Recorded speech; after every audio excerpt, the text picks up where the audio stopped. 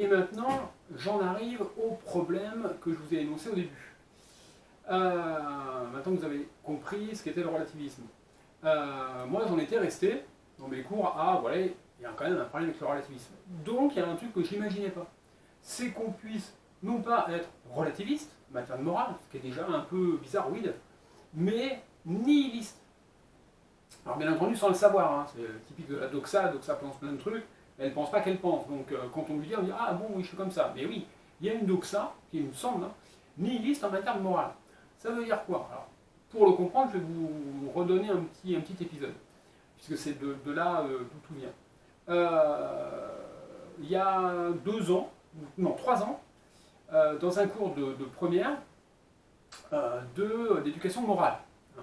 Vous vous rappelez éducation morale civique, EMC, éducation morale, bon, c'est exactement le même problème. Bon.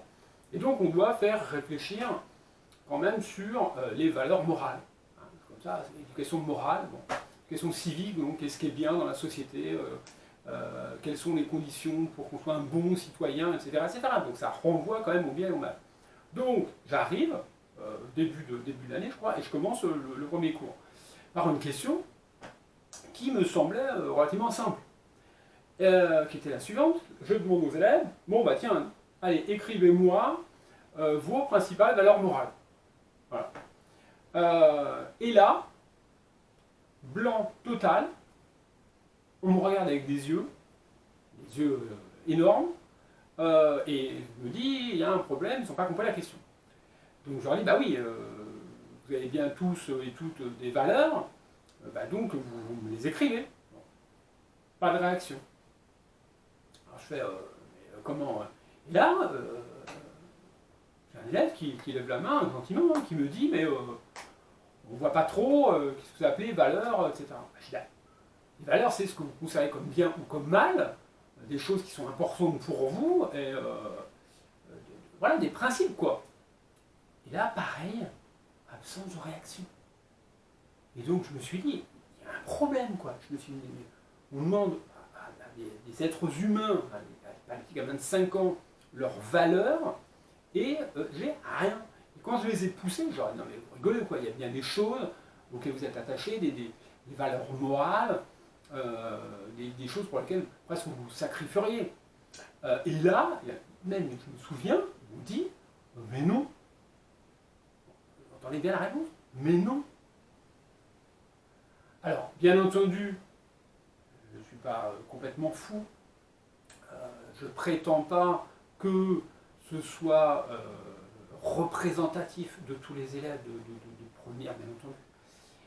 Mais je pense en tout cas que c'est représentatif d'un problème.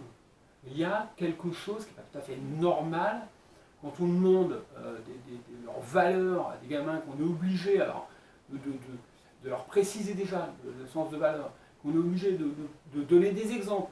La générosité, la fidélité, les enfants, le droit des animaux, l'égalité homme-femme, enfin bon, on peut les multiplier. Alors là, à la fin, j'ai eu des petites réponses et, bien entendu, une sorte de réponse quand même assez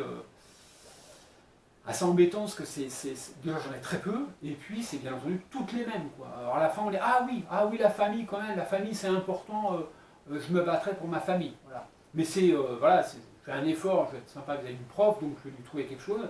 Bon. Et alors, en même temps, je me suis aperçu après coup, hein, bon, j'ai continué à aller un peu dans cette direction-là, en terminale, ça se concrétise quand même, cette espèce de flou absolu, voire de vide total au niveau moral, par un mélange absolu de tous les termes qui renvoient à la morale.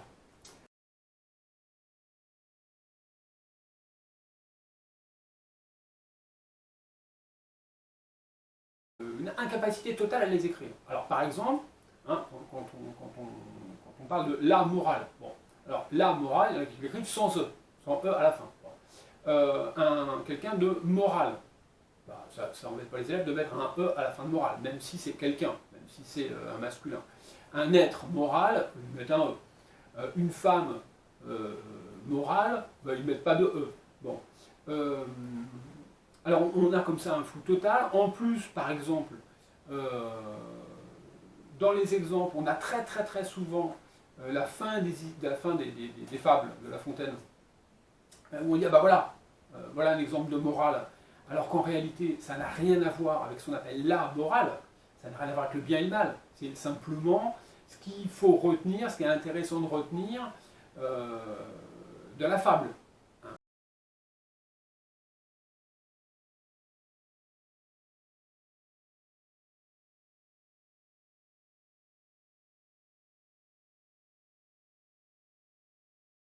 Mais on a des fins de fables de La Fontaine, qu'on appelle morale, et qui ne concernent absolument pas la morale, au sens du bien et du mal. Bon. Donc tout est mélangé, on écrit morale n'importe comment. Immoral, c'est un terme qu'on ne maîtrise pas du tout. L'adjectif qui convient à moral, c'est-à-dire vertueux, personne ne le connaît, etc., etc. Donc on est face à un état de fait que je trouve assez inquiétant, quand on est attaché à la morale, quand on est attaché aux principes moraux, bien entendu. Sinon, on a raison, on s'en fiche complètement. Donc il y a déjà ce problème de vocabulaire. Et puis, surtout, qu'est-ce que ça dénote? Qu'est-ce que ça indique, hein? Qu'est-ce que ça indique, le fait de ne pas maîtriser le terme de valeur, le terme de morale, le terme de vertu, et d'être incapable, et surtout d'être incapable d'en produire une, ou plusieurs. Hein? Il faut vraiment être forcé. Bon. Alors ça revient effectivement à ce qu'on entend très souvent dire dans tous les bouquins qui traitent de morale, la morale à mauvaise presse. Voilà.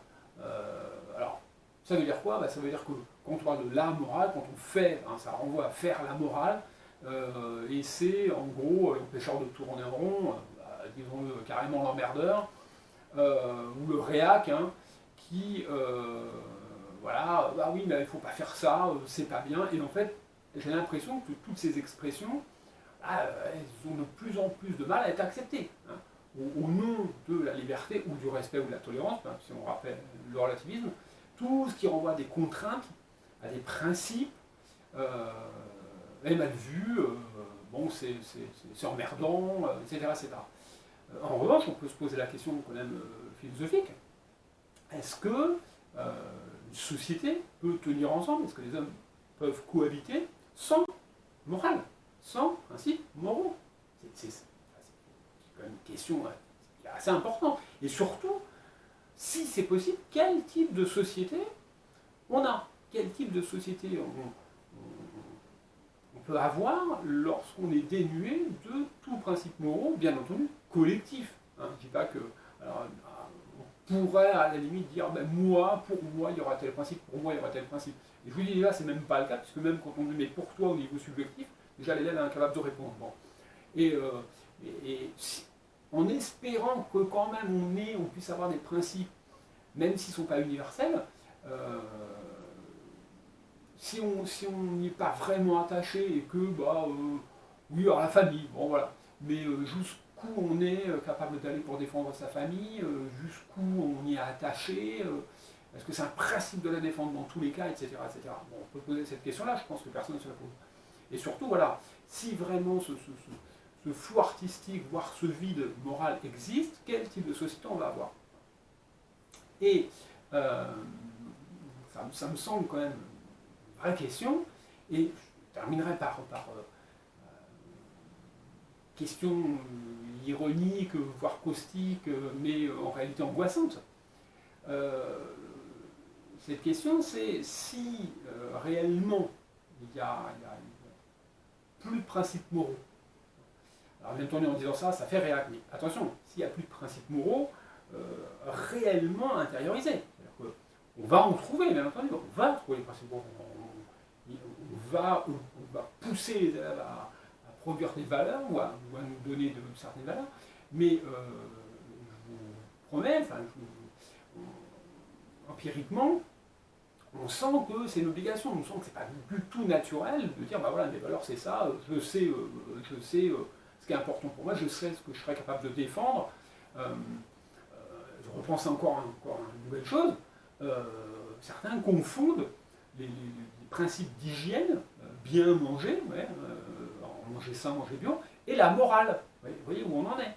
La morale avec, je sais pas moi, ne pas tuer, ne pas voler, ne pas commettre d'adultère, tout ce que vous voulez, s'opposer à la torture, s'opposer à la torture animale, etc. etc. Vous voyez, ce genre de... Et je leur demandais, bah, alors, qu'est-ce qu'il y a de bien, qu'est-ce que vous pouvez me donner comme exemple? Et on a, manger des légumes 6 fois par jour. Vous voyez un peu ce que ça montre comme incompréhension de ce que c'est que la morale. Hein, on a une sorte d'incapacité à entendre les termes de bien et de mal. C'est pas musquement la vaguement oui, bien et le mal, mais ah ouais, c'est bien de manger des légumes, voilà. Et on en est là quand même. Bon, et on se terminerait sur la question ironique, c'est-à-dire que est-ce que finalement, je pense qu'on aura moins de problèmes en posant la question, est-ce qu'il y a une chose que vous seriez prêt à défendre, pour laquelle vous seriez prêt à vous battre, et j'aurais pu peut-être pousser un tout petit peu, mais là il n'aurait pas fallu grand-chose. Hein. Est-ce que c'est pas votre portable? Voilà, est-ce que là, cet objet-là, il n'est pas d'une certaine manière sacré? Hein? Souvent on fait le lien entre la morale et le sacré, en disant que voilà, la morale c'est des principes, univers plus ou moins universels, peu importe, mais qu'on considère comme sacrés. Hein? Comme quelqu'un, si je peux être moral en étant fidèle, ça veut dire que la fidélité pour moi c'est sacré. C'est-à-dire que voilà, on ne touche pas, on n'est pas infidèle une fois, deux fois, non, on n'y est jamais parce que l'infidélité c'est mal. Et que, bah, oui, c'est mal, et donc la fidélité ce serait sacré. Bon, bah, est-ce que la seule chose dans ce cas-là, sacré, ce serait ce petit objet-là qui est le portable, le téléphone portable?